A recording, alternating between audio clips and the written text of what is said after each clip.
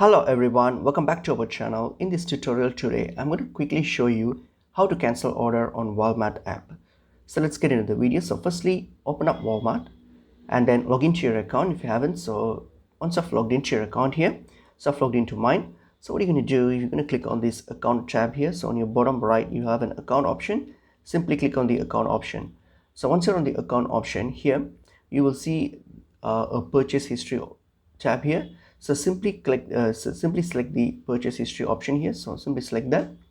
So once you select this will load all your orders, a list of all your current orders and your past orders and everything. So if you want to cancel your order, so just search for that order. So you can search through the status and see if something that's in progress, for example. So click on in progress and you will see your current active orders.